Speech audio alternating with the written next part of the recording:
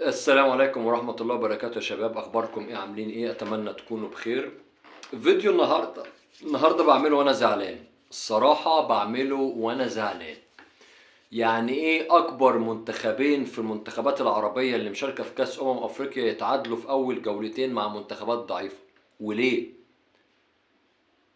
هبتدي بمنتخب مصر.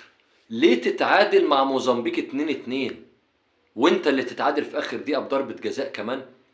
مع ان بداية الماتش كانت حلوة ليك وجبت هدف مبكر جميل عن طريق مصطفى محمد، يعني المفروض تضمن الماتش وتكسب بنتيجة كبيرة وتضمن اول 3 نقاط. اولا يا شباب،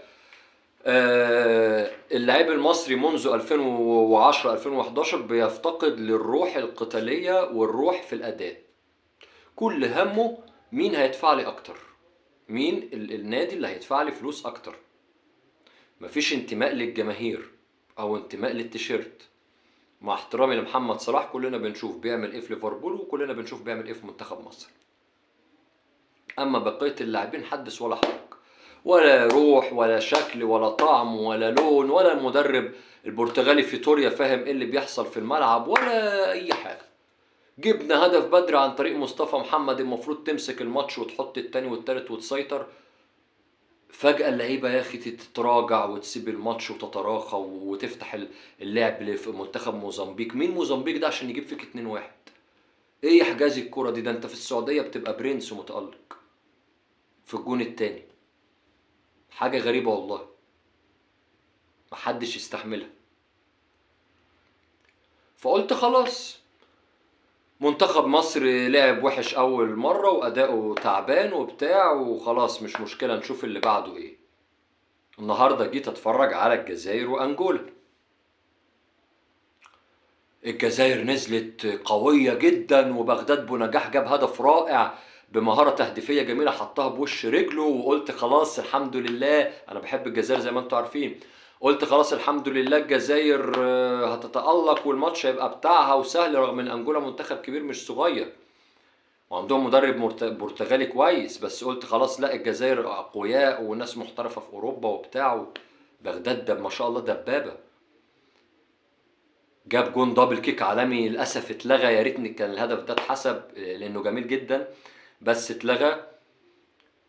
وفوجئ ان هم اتعادلوا من ضربة جزاء ملهاش لازمة انجولا، وبقى 1-1. والجزائر بقى متعادل بعد ما كان نفس سيناريو منتخب مصر.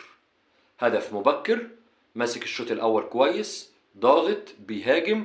فجأة الشوط الثاني تراجع في الاداء، بيلعب دفاع، افتقد الروح، افتقد اللياقة البدنية. اللي عايز اسأله لمنتخب الجزائر ومصر، امال كنتوا بتعملوا في المعسكرات ايه؟ بتاخدوا فنادق وبتسافروا وبتلعبوا ماتشات ودية ليه؟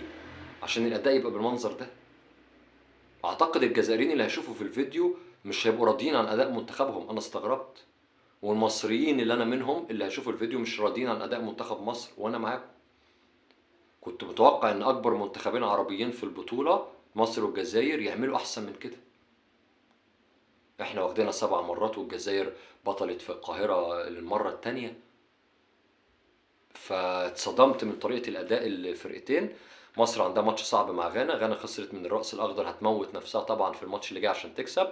الجزائر هيبقى برضو عندها ماتش صعب الجولة التانية. بإذن الله بإذن الله نتفائل خير و... ونكسب ان شاء الله باذن الله الماتشات اللي جايه مصر والجزائر. قولوا لي في الكومنتات ايه رايكم في اداء الفرقتين وكم نسبه ترشيحهم للفوز باللقب، مصر او الجزائر. وهل في ناس بتقول هنعمل زي الارجنتين في كاس العالم، خسرت اول ماتش من السعوديه وبعد كده خدت اللقب؟ هل ممكن نشوف الجزائر والسعوديه، الجزائر ومصر ممكن يكرروا سيناريو السعوديه؟ اتمنى تكتبوا لي في الكومنتات لان شيء غريب الصراحه.